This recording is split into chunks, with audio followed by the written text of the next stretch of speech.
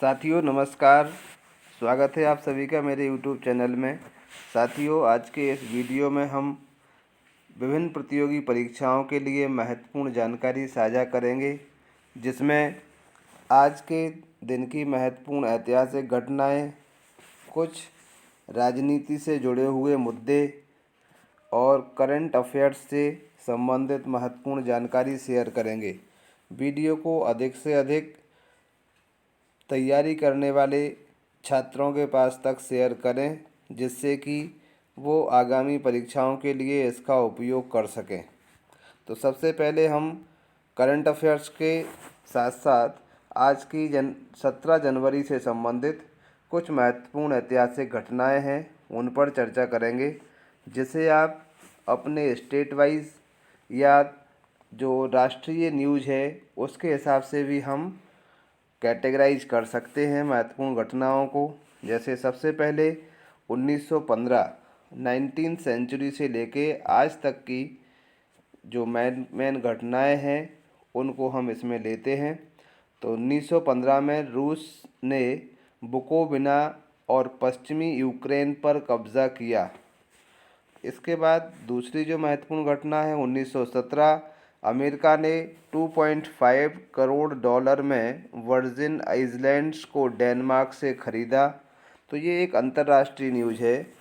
इसी तरह से बहुत सारी खबरें हमारी इसमें होंगी, जैसे सुभाष चंद्र बोस ब्रिटिश पहरे से चुपचाप ढंग से निकलकर जर्मनी के लिए रवाना हुए। 1945 में 17 जनवरी को द्वितीय विश्व युद्ध की समाप्ति के दिनों में सोवियत सेना का पोलैंड की राजधानी वर्सा में आगमन हुआ। 1946 में 17 जनवरी को दुनिया की सबसे ताकतवर संस्था संयुक्त राष्ट्र परिषद की पहली बैठक हुई। तो ये सबसे पहली बैठक कब हुई थी, इसके लिए महत्वपूर्ण बिंदु है। नीदरलैंड तथा इंडोनेशिया संघर्ष विराम पर सहमत हुआ, ये भी घटना महत्वपूर्ण है। इसके बाद कुछ हम और देखते हैं कुछ महत्वपूर्ण घटनाओं के साथ।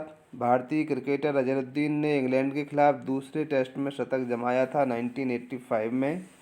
1987 में टाटा फुटबॉल अकादमी की शुरुआत हुई।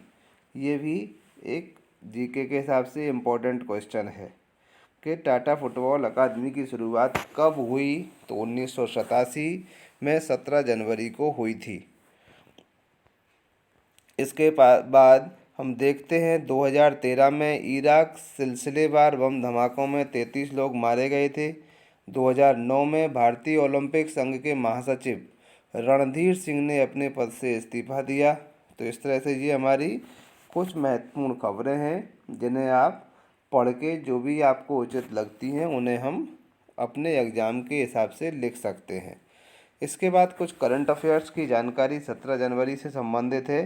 जैसे ट्रंप के खिलाफ महाभियोग प्रस्ताव पार, दूसरी बार महाभियोग का सामना करने वाले अमेरिका के पहले राष्ट्रपति बने। जनजातीय मामलों में मंत्रालय को स्कॉच चैलेंजर पुरस्कार देने की घोषणा की गई।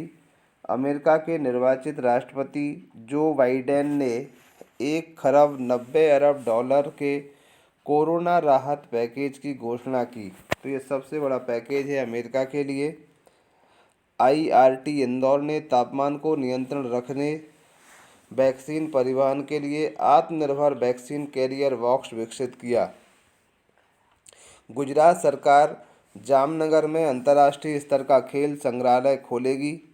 इसके बाद श्री पीयूष गोयल ने स्टार्टअप इंडिया अंतर्राष्ट्रीय समिति प्रारंभ इसका उद्घाटन किया है। देश में 600 जिलों में प्रधानमंत्री कौशल विकास योजना की तीसरे चरण की शुरुआत की गई। न्यूजीलैंड की सोफी सबसे तेज शतक बनाने वाली महिला क्रिकेटर बनी। भारत और जापान ने आईसीसी के क्षेत्र में सहयोग बढ़ाने के लिए एक समझौते पर हस्ताक्षर किए। भारतीय खाद्य निगम का 57वां स्थापना दिवस भी मनाया गया। इसके बाद कुछ अनुच्छेद हैं, आर्टिकल इसमें दिए गए हैं।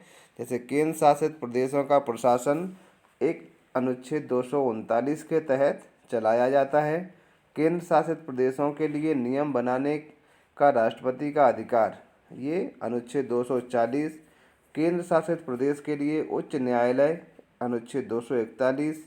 तो ये कुछ महत्वपूर्ण अनुच्छेद हैं। अब अनुच्छेद के बाद हम देखते हैं आज के हम कुछ महत्वपूर्ण क्वेश्चन जो हमारे करंट अफेयर से संबंधित और जीके पर बेस्ड होंगे। गूगल ने पर्सनल लोन देने वाले कितने ऐप्स को प्ले स्टोर से हटा दिया है? तो ये इन ऐप को हटाने की जो संख्या है वो है साथियों, जैसे इसमें ऑप्शन है 153 एक ऐप, 253 ऐप, 353 और 453। तो इसका सही आंसर है साथियों ऑप्शन डी, 453 इसका सही आंसर है। ठीक है, ऑप्शन डी है 453। इसके बाद टॉम ट्रैफिक इंडेक्स के मुताबिक 2020 में कौन सा शहर विश्व का सबसे भीड़ वाला शहर बना? दिल्ली, मॉस्को, मुंबई और वाशिंगटन। तो सबसे महंगा जो शहर बना है वो है ऑप्शन वी, मॉस्को, इसका सही आंसर है। नेक्स्ट हम देखते हैं, हाल ही में किस राज्य सरकार ने राज्य की नई पर्यटन नीति 2021 की घोषणा की है? तो इसका जो सही आंसर है वो है जैसे केरल सरकार, पंजाब सरकार, गुजरात सरकार और महाराष्ट्र सरकार। तो इसका जो सही आंसर है वो है ऑप्शन सी, गुजरात सरकार। गुजरात सरकार ने इसके नई पर्यटन नीति की घोषणा की है। हाल ही में हुई भारत ओमान रणनीति सलाहकार समूह IOSCG की बैठक में भारतीय प्रतिनिधिमंडल को नेतृत्व किसने किया? तो इसका नेतृत्व किसने किया है? इसके लिए ऑप्शन है नरेंद्र सिंह, डॉक्टर हर्षवर्धन सिंह, राजनाथ सिंह और सचिव है सचिव संजन भट्टाचार्य। तो ऑप्शन डी है इसका सही आंसर, सचिन भट्टाचार्य इसका सही ऑप्शन है। इन्हें IOSCG की बैठक में भारतीय प्रतिनिधिमंडल का नेतृत्व किया है इन्होंने। नेक्स्ट महत्वपूर्ण प्रश्न हम देखेंगे कि देश में हरित एवं स्वच्छ ऊर्जा के बारे में जागरूकता फैलाने के लिए किसने जन जागरूकता अभियान या सक्षम की शुरुआत की है? तो ये एक मंत्रालय है, पेट्रोलियम संरक्षण अनुसंधान एसोसिएशन, इन्होंने इसके लिए स्वच्छता, हरित एवं स्वच्छ ऊर्जा की लिए जागरूकता अभियान के लिए सक्षम नाम से इसे किया गया है। तो ये सक्षम नाम से इसको बनाया गया है, इसकी शुरुआत इसकी की गई है। अगला जो प्रश्न है वो देखेंगे हम, प्रश्न 6, इनमें से किसे भारतीय एथलेटिक टीम के मध्य और लंबी दूरी का कोच नियुक्त करने के लिए सरकार ने मंजूरी दी है? ऑप्शन है रोहविन हिल्सो, निकोलई स्नेसारेव, निकोलई कामेरसो और जेम्स स्नेसारेव। तो इसका ऑप्शन है आपका बी ऑप्शन हमारा इसका सही है, ऑप्शन वी, निकोलई स्नेसारेव, ये सही आंसर है। अगला प्रश्न है साथियों, इंग्लैंड के सबसे बुजुर्ग टेस्ट क्रिकेटर डॉन स्मिथ हाल ही में कितने वर्ष की उम्र में उनका निधन हुआ है? तो साथियों इनका जो सही 67 वर्ष के थे, 77 वर्ष के थे, 87 वर्ष के थे या 97 वर्ष के थे? तो सही ऑप्शन है इनका 97। ये कितने 97 ईयर्स के थे, 97 की ईयर की में इनका निधन हुआ है। अमेरिका ने किस देश के झिंजियांग से कपास और टमाटर के आयात पर प्रतिबंध लगाया है? तो साथियों विभिन्न देशों से आयात होता है, जैसे ताइवान, मलेशिया, जापान, चीन।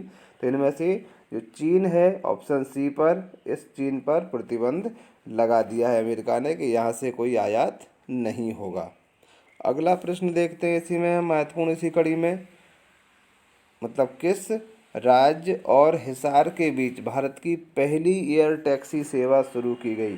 हिसार और अन्य दूसरा राज्य कौन सा है जिसके बीच में टैक्सी सेवा आरंभ की गई है?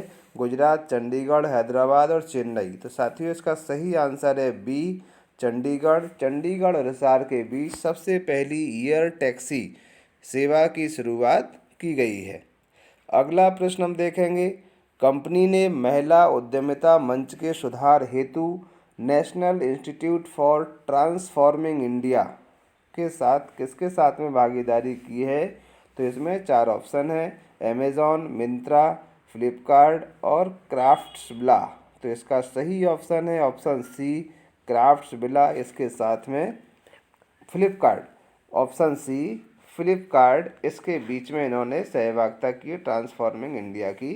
तो ये थे आज के कुछ करंट से संबंधित महत्वपूर्ण प्रश्न जिनको हमने आप सभी के साथ में साझा किया।